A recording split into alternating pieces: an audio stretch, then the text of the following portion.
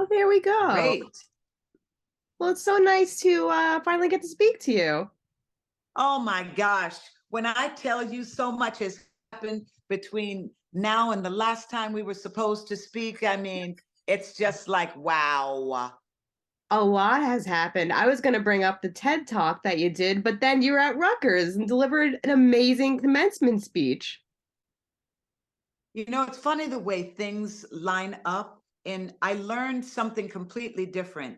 The TED Talk, in some ways, made me have to focus all of my thinking when it comes to speaking. I'm an extemporaneous speaker. I don't write it down. I speak from my heart. I speak from the way I feel at that time in the moment. Doing the TED Talk is very different. Your thoughts have to be assembled. You have to understand the equation. Then you've got to put all the pieces and the numbers into that. And then it comes out to the TED Talk. Right. So having learned that and experienced that, when it came time for me to do the Rutgers commencement speech, I was locked in that pattern of, oh my God, let me arrange my thoughts. Let me assemble what it is I want to say to these students. And one thing just helped me do better with the next thing. And the TED Talk, oh my God, I was in heaven doing it. Something about it was just different, and it just felt wonderful. And the way it was received by the audience was just like, wow, it was great. And then to be able to take what I had learned and bring it in front of the students, who could ask for anything more? I was so happy. I mean, with that saying, you've had a prolific career. You've been working for decades, but now it just seems like things have shifted where America is getting to know you as a person, as a different kind of performer. You're having a moment. It really does feel like a moment. So I was wondering, did you think at this stage in your career that you would get this kind of reception from people? Wow. You know, I often think about that because had my career stopped when I was, we all as artists have those moments when things get a bit off balance and it seems like, oh my God, have I come to the end? Is this it? Was that the last time? And I think had I stopped then, had I given up, I would never have this moment. And when it comes to thinking, would you think that you would have had it at this time? My mother was always one of those people to say, oh, if you don't make it at 30, you can make it at 40. If you don't make it at 40, you can make it at 50. If you don't make it at 50, you can make it at 60.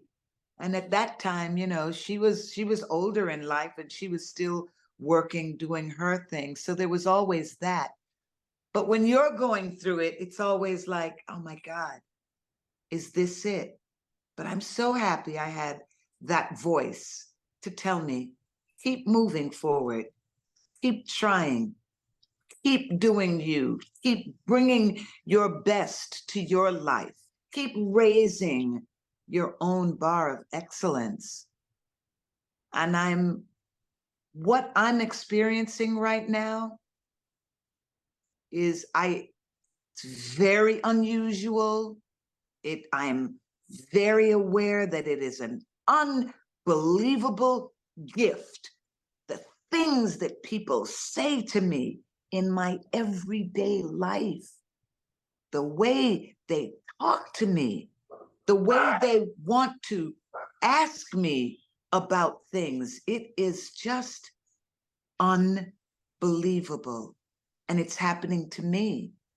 And I'm like, wow, I wake up and I just have to thank God every day. There was this song that was written about this duck that wanted to be famous. It was from a musical called Lucky Duck.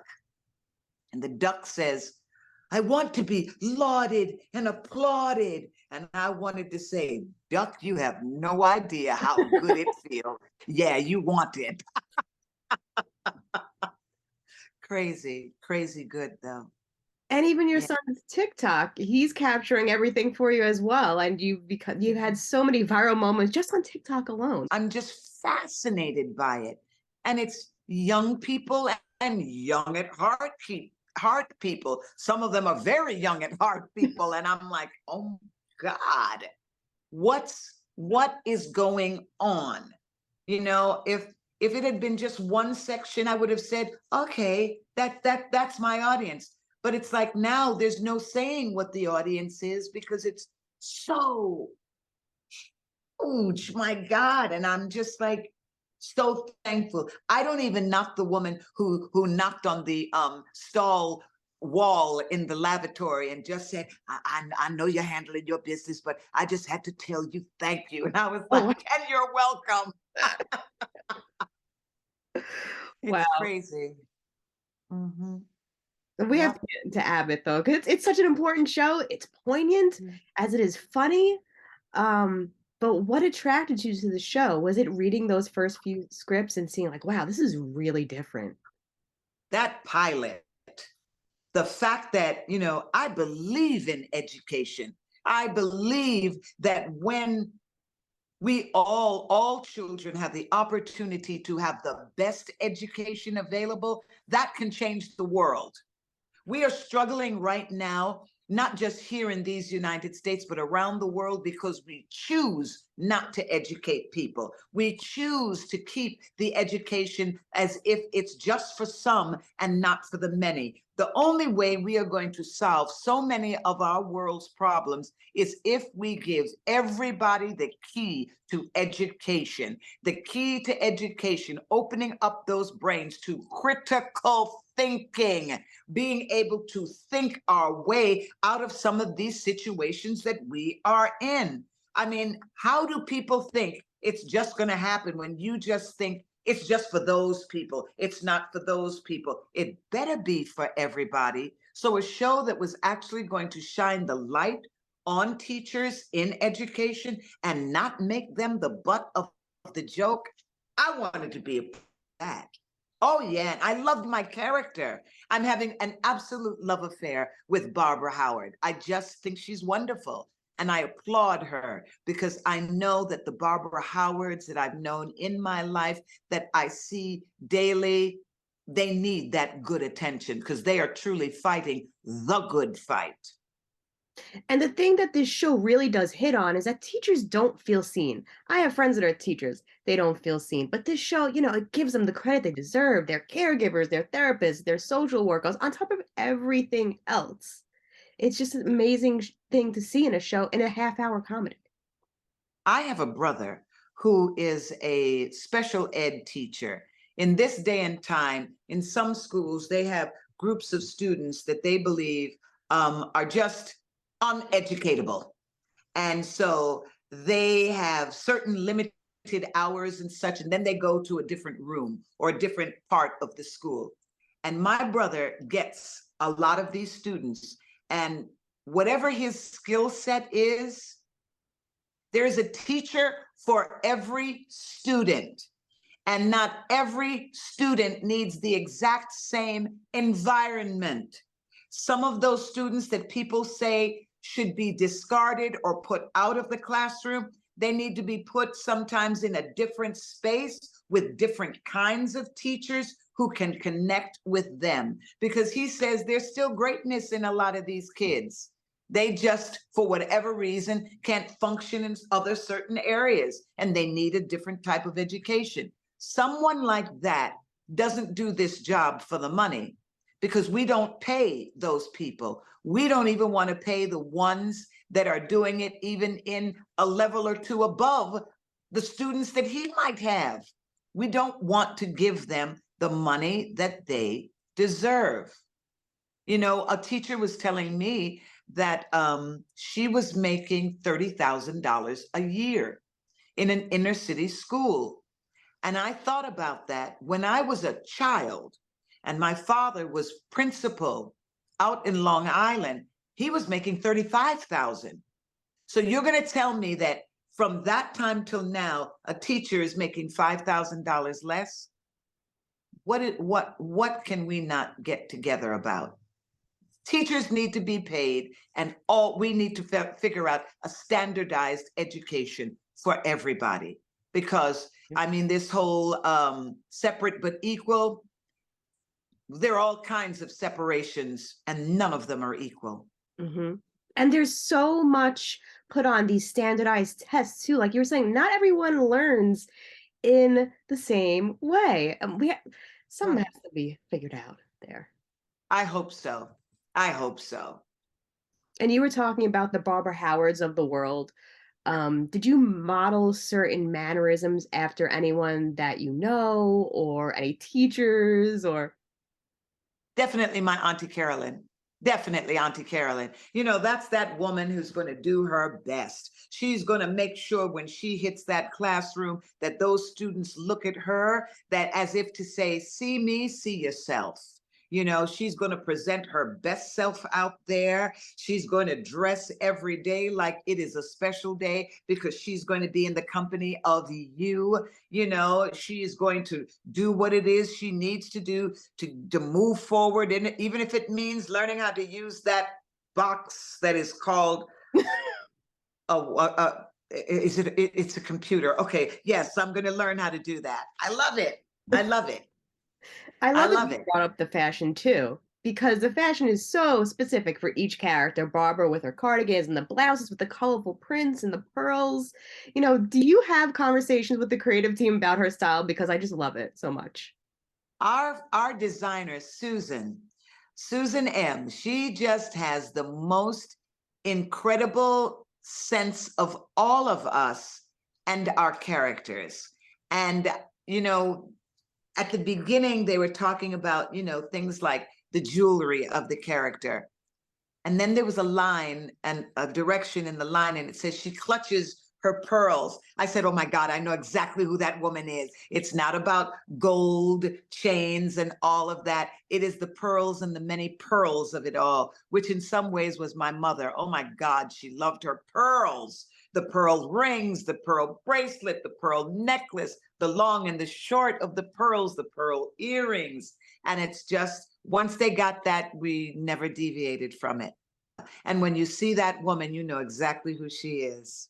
Absolutely. And, Mhm. Barbara is someone who is not afraid to give a speech, instill confidence in her colleagues. She sets them straight when they need it.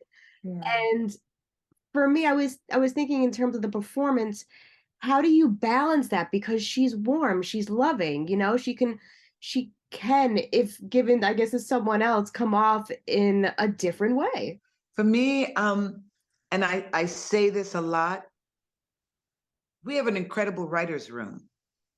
And our writers have, just like Susan has the complete understanding of the characters and works well with us, the writers have a complete understanding of each of these characters. We also have the blessing of a diverse group of writers.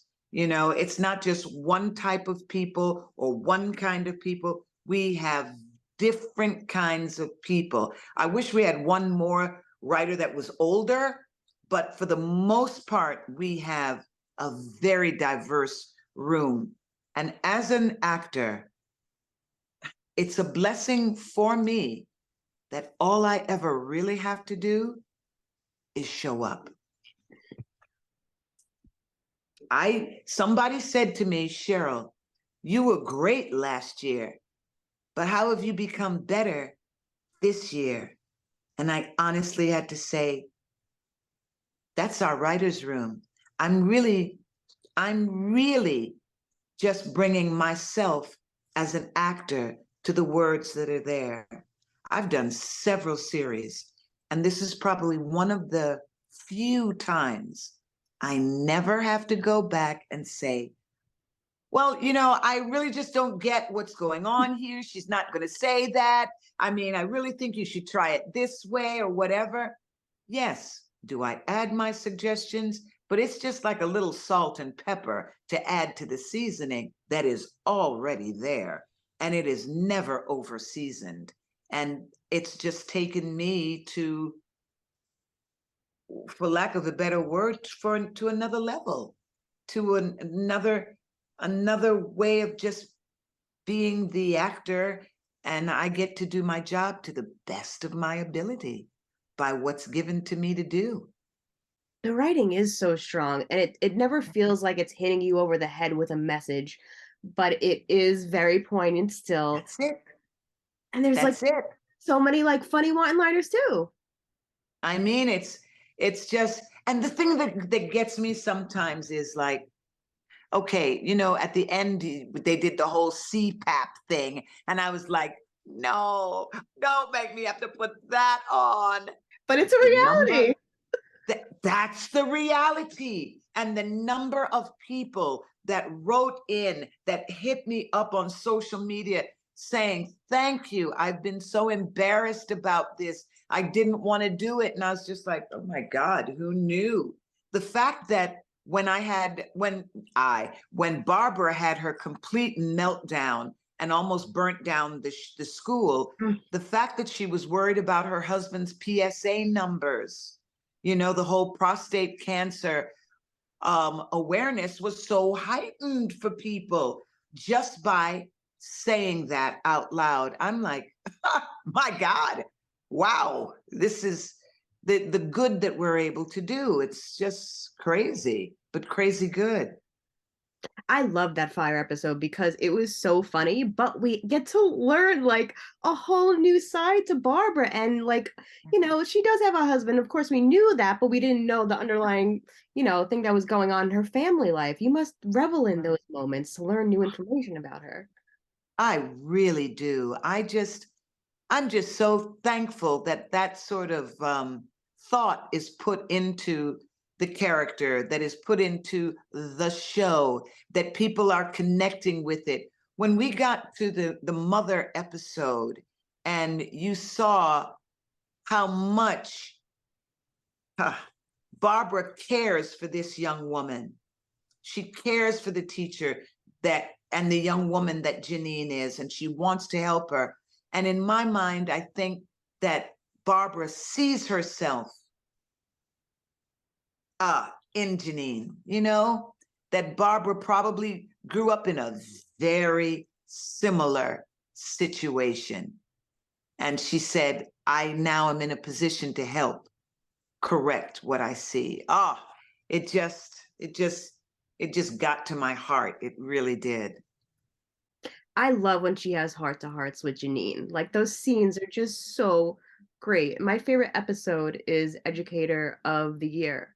Yeah. Um, what was it like doing that scene with Quinta? I mean, hearing teachers talk about, oh, what is the metric of success as a teacher? You know? Yeah. Being able to say to her, look, if you know that you have done your best for that student, and you are able to go home and come back here the next day prepared to do it all again, that's success. Oh my gosh. But that for me, that also speaks about life. So very often people do not do their best for themselves. And sometimes they do not do the best for themselves because nobody has told them how good they are. And if somebody did tell them how good they are, they don't believe it. They don't see how they can achieve their greatness. And because of that, they don't get to great. Right. Which in a weird way leads me back to you asking me, would I ever have expected that this success in this time in my life? Hell yeah. Hell yeah. Because I'm always going to do my best with where I am. And I'm always going to try my best to be like my mother would always say, good, better, best. Never let it rest until your good is better and your better, best. Every day, I'm thanking God for the ability to move forward into better. Forward ever, backwards never. Unless I'm going back to get what was taken from me. There you go. And I love this parallel with Barbara and Janine. It's that one voice. Sometimes all you Yeah. need is that one voice pushing you forward, giving you that confidence. Just the one voice, the one you connect with, the one that lets you know you can do this. You are worthy. If it can be all of these people, why can't it be you?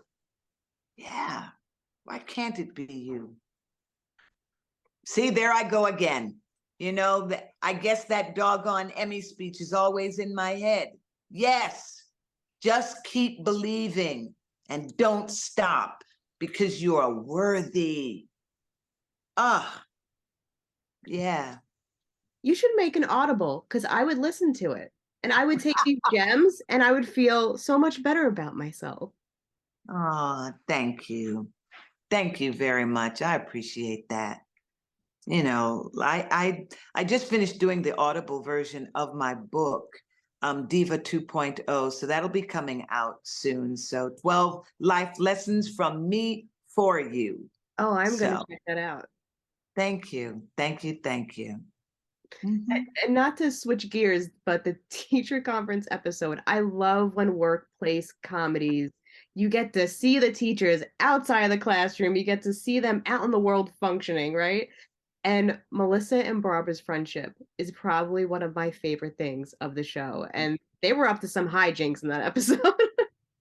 My gosh. I said, and it was so funny because I said to the writers, I said, oh my God, does she have to drink? I mean, does she really have to drink? And they were like, yes, there will be cocktails. And when we put on those caftans and walked out to that pool, and there was that handsome gray man, you didn't really get to see it. If it had been a movie, he'd have been moving in slower motion and winking at us. But it was just so funny. And then to see us coming out of the elevator, Yeah. and I said, oh my God, am I really walking with no shoes on? Oh, it was crazy. But people loved it. They loved it. It was great. And it seems like that friendship transcends the screen. Lisa Ann Walter has said like such kind words about you in other interviews. So it must be nice to have that close bond. It's a lot of fun. You know, we hadn't seen each other in a while, and we were doing the shoot shoot earlier today, and it was like, this is my friend from camp. How are you? I was so fun.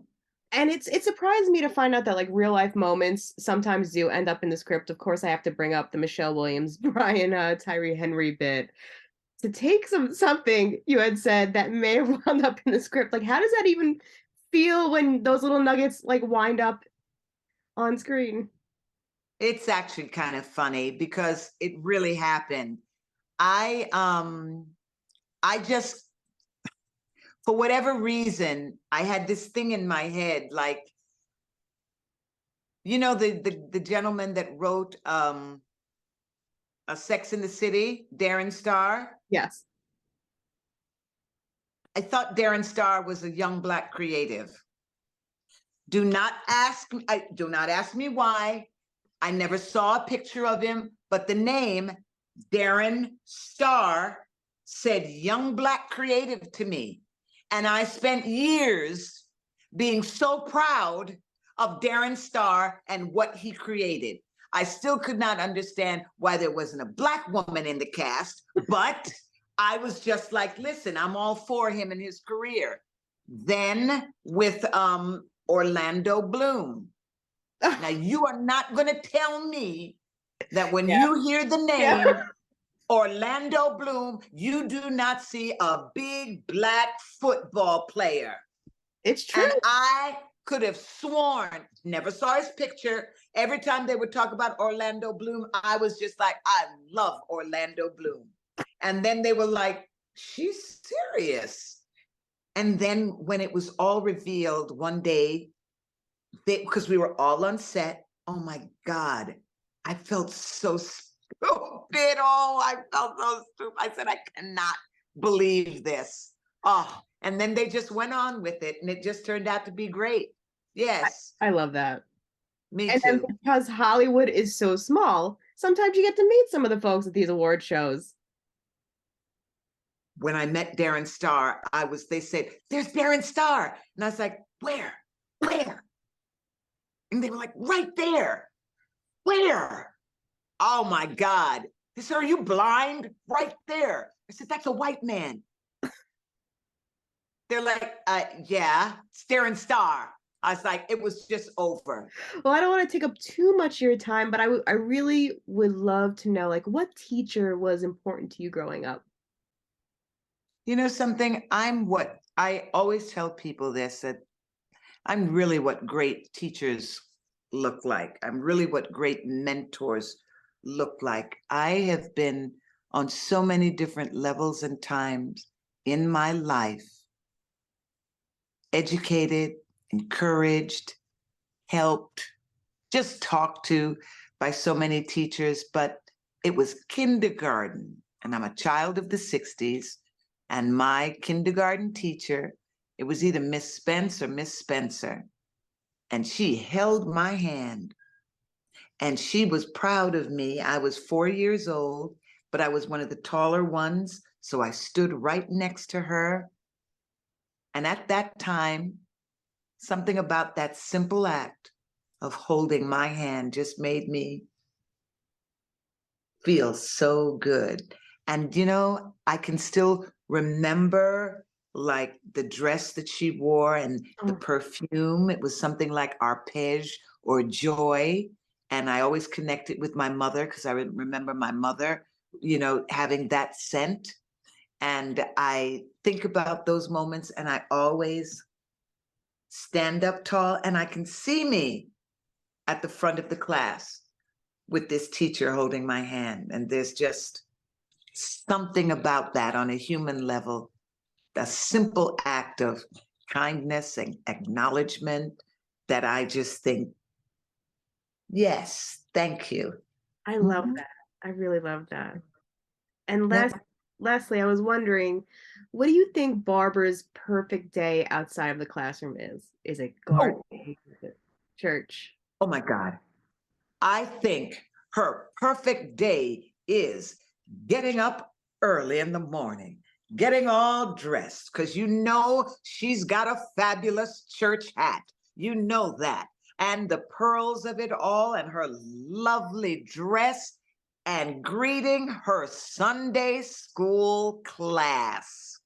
I can just see her in the middle of that, taking those children for their blessing, letting them sing their little song, and then going to Sunday school. I think it's an everyday thing for her. I love that. And I want to see it on season 3. Who knows? It's Who out there knows? now. It's out there. There you go. Yes, it is. Mhm. Well, thank you so much. It has been a pleasure and a joy to speak with you. I have to say, I was one of those kids that grew up on Sister Act 2. So you will Oh, always be Rita's mom to me. can you believe it's going to be what? Is it going to be 30 years? Is it? It's going to be something like 30 years for the show. Wow. Reunion? You and They, Whoopi reunion? And Lauren? wow, wouldn't that be amazing to have? You know what? That didn't even come to my mind, but that would be great. So many of them have gone on to great things. I mean, so many of the young people in that classroom have just done wonderful things. And I look at the show. That's one of the shows that I love watching when I see my work. I don't know why, but it's the all shoulda, coulda, woulda Yeah. about it all Oh, that makes me happy. well, Yeah, thank you so much. Again, pleasure speaking with you. Thank you for your time. thank you. All right. Take, God bless you and happy to see you doing what you're doing. Yeah. thank you. Have a Take care. Bye bye.